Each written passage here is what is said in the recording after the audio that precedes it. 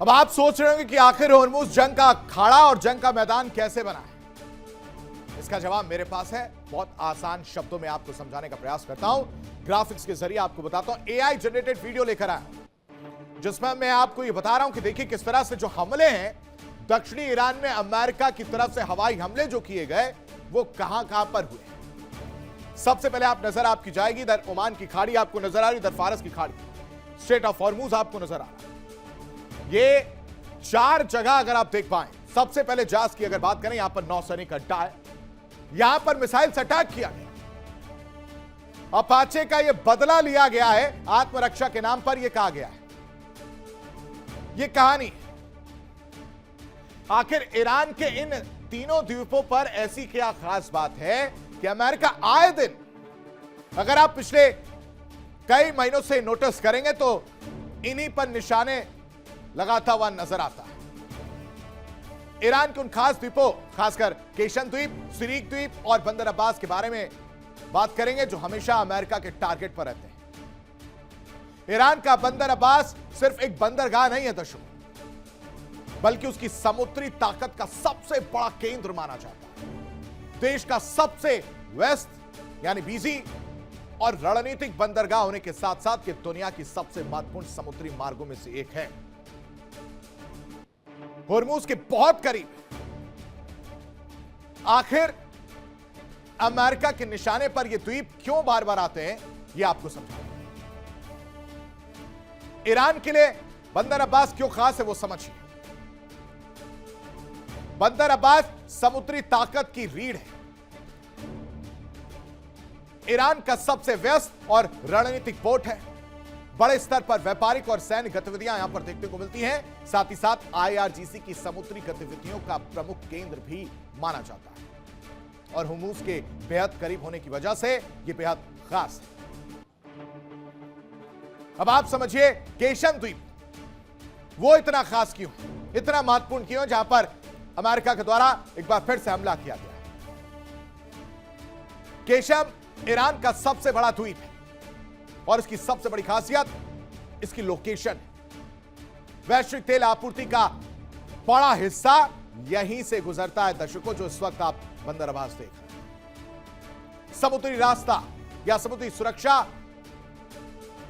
और निगरानी व्यवस्था के लिए बेहद खास जगह है और कहा जाता है कि यहां पर भूमिगत सुरंगों और बेस का नेटवर्क भी है।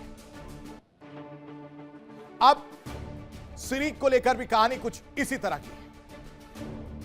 दुनिया के करीब 20% तेल और गैस सप्लाई मार्ग यहां से गुजरते हैं और यह इलाका वैश्विक व्यापार के लिए बेहद इंपॉर्टेंट यानी अहम माना जाता है। समुद्री रास्तों पर आसानी से निगरानी और नियंत्रण वो यहां से किया जा सकता है। ये सब खासियत है इन सभी द्वीपों की।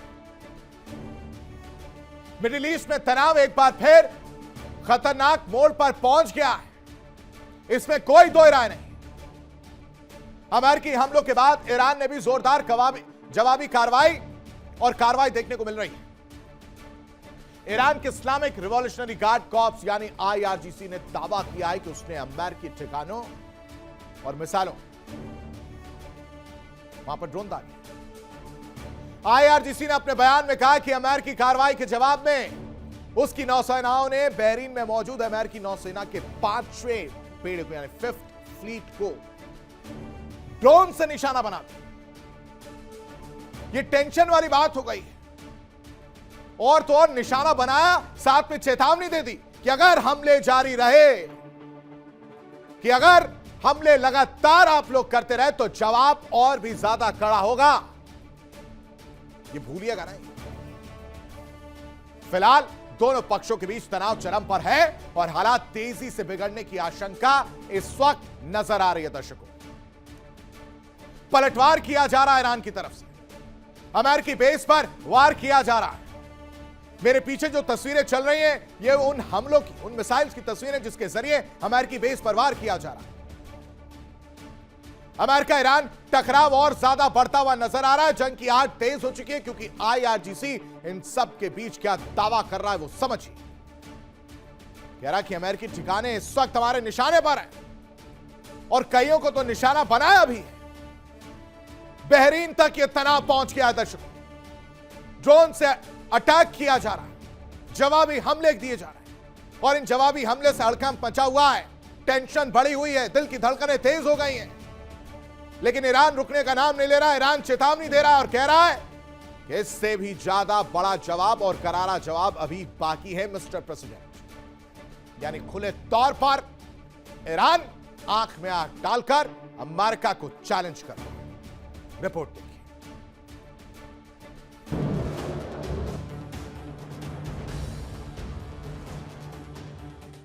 ईरान का पलटवार, मिसाइल और ड्रोन से जवाबी हमला, युद्ध के बादल और गहराए। मिडिल ईस्ट एक बार फिर से बड़े सैन्य तनाव की आग में झुलसता नजर आ रहा है। अमेरिकी हमलों के बाद ईरान ने भी जवाबी कार्रवाई करते हुए पूरे क्षेत्र को हाई अलर्ट मोड पर डाल दिया है।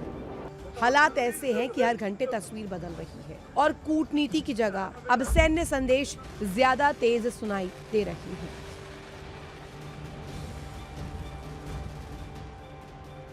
ईरान के इस्लामिक रेवोल्यूशनरी गार्ड कॉर्प्स ने दावा किया है कि अमेरिकी हमलों के तुरंत बाद उसने जवाबी कार्रवाई शुरू कर दी। IRGC के मुताबिक क्षेत्र में मौजूद अमेरिकी सैन्य ठिकानों की दिशा में मिसाइल और ड्रोन लॉन्च किए गए।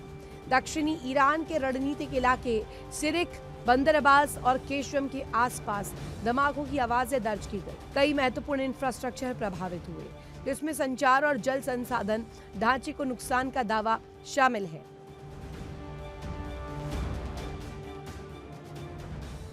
IRGC ने अपने आधिकारिक बयान में बेहद आक्रामक लहजा अपनाते हुए कहा, अमेरिकी कार्रवाई बिना आधार की आक्रामकता है। ईरान की सेनाएं हर हमले का जवाब देने के लिए तैयार है। अगर स्थिति नहीं सुधरी तो जवाब और अधिक कठोर होगा। ईरानी सैन्य सूत्रों के मुताबिक ये पहला चरण था और आगे और भी बड़े कदम उठाए जा सकते हैं।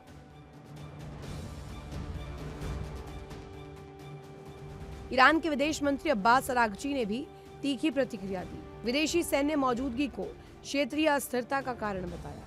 कहा कि तनाव कम करने का एक ही रास्ता है, विदेशी बलों की वापसी। साथ ही ये भी संकेत दिया कि ईरान कूटनीति को प्राथमिकता देता है, लेकिन जरूरत पड़ने पर अन्य विकल्प भी खुले हैं।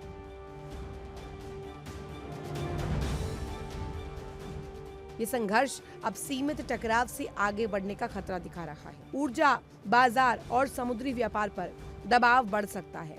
क्षेत्रीय सहयोगी देशों की भूमिका निर्णायक हो सकती है। फिलहाल हालात बेहद नाजुक है। दोनों पक्षों की ओर से लगातार सैन्य और राजनीतिक बयान सामने आ रहे हैं। ये संकेत दे रहे हैं कि कोई भी बड़ी चूक बड़े संघर्ष का रूप ले सकती है। मिडिल ईस्ट इस वक्त एक ऐसे मोड़ पर खड़ा है जहां अगला कदम या तो तनाव कम करेगा या फिर हालात को और विस्फोटक बना देगा।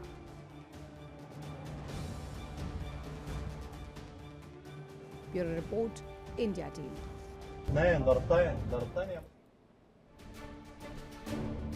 तो ये कहानी निकलकर सामने आ रही है जहां पर अमेरिका और ईरान आमने सामने घमासान की स्थिति जो है वो देखने को मिल रही है। अमेरिका और ईरान के बीच पिछले 24 घंटे का जिक्र कर रहे हैं। 24 घंटे में अगर बात करें तो लगातार हमले जो है वो देखने को मिल रहे हैं। अमेरिका और ईरान के बीच पिछले 24 घंटे में एक बार फिर तनाव बढ़ गया, क्योंकि हॉर्मुज के पास अपाचे हेलीकॉप्टर के अब ये पलटवार जो आप देख पा रहे हैं, ये समझिए क्या है। हेलीकॉप्टर क्रैश से पूरी कहानी निकलकर सामने आती है और उसके बाद से ईरान किस तरह से पलटवार कर रहा है, जिसमें IRGC की तरफ से यह दावा है कि उसने हमले किए। कहां कहां वो समझिए। सबसे पहले बात बहरीन की आती है। बहरीन में अटैक किया गया क्योंकि यहां पर अमेरिकी बेस है और यह अटैक करके सीधे सीधे बताया गया कि आप जो कर रहे हैं वो ठीक नहीं। साथ ही साथ बुशहर प्रांत की अगर बात करें तो यहां पर US MQ-9 ड्रोन उसको मार गिरा और दर्शकों MQ-9 ड्रोन को तो ऐसे मार रहे जैसे चना भूजा खा रहे हो। वो ड्रोन इधर से उड़ रहा है, इधर से मार दे रहे हैं। करीब करीब 10 से 12 ड्रोन जो है मार गिराए। अमेरिकी सेना ने ईरान में एक साथ कई जगहों पर बड़े हमले किए थे, लेकिन ईरान और केशम द्वीप पर जिस तरह से हमले हुए उसके बाद से जवाब में ईरान ने भी पलटवार किया है।